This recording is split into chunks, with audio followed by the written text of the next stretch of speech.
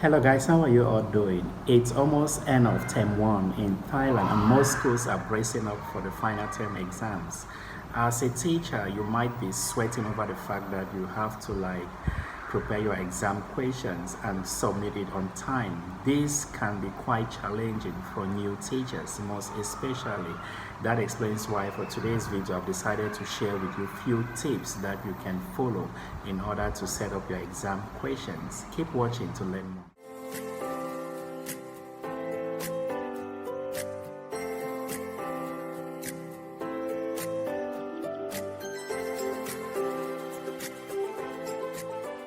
Welcome back. How do you create a fair yet challenging questions that accurately measures the student's learning?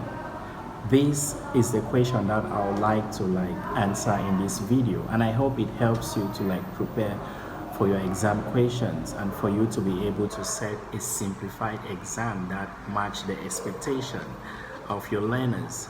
The first point you have to bear in mind when setting up an exam question is duration. You have to position yourself in the place of the students. Think as if you are a student and try to answer those questions. Look at the amount of time that you use to answer those questions on the paper and try to multiply this amount of time by 3. 3 because the students, as you already know, English is not their first language. They are learning English as a foreign or second language. They might need more time to respond to this question.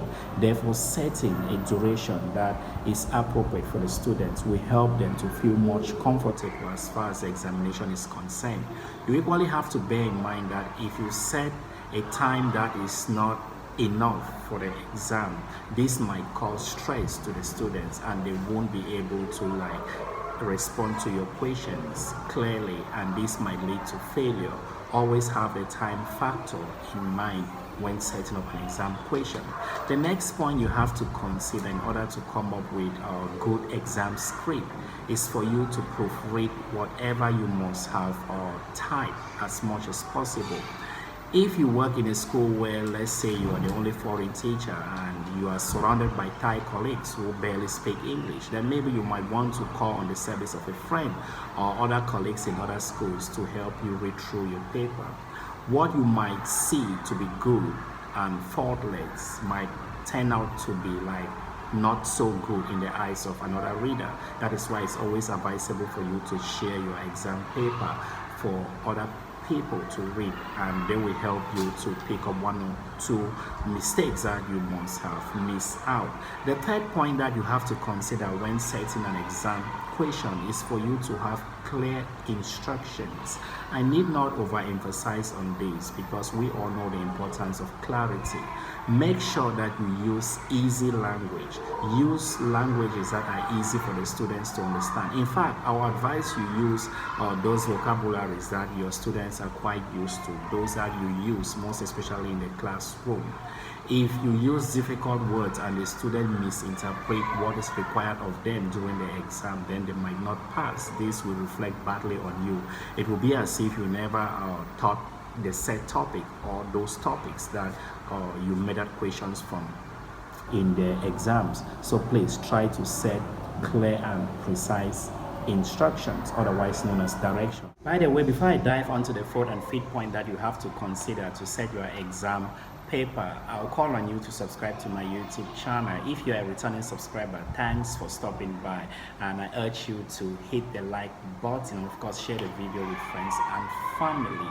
The fourth point you need to consider when setting your exam question is clarity in terms of the questions.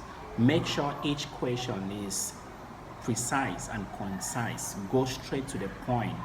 Avoid ambiguity. Try to use precise words that adequately describe what you are intending to say. Avoid using difficult words that might misguide the students. Try this as much as you can. And the last point that you have to consider when setting up your exam question is grading. You have to decide on the score of each of the questions. For example, let's say you're setting a question in math. Are you deciding that each question will carry a point or 2? And if so, if a student can't get the right answer for a question, does that student score a point for at least trying?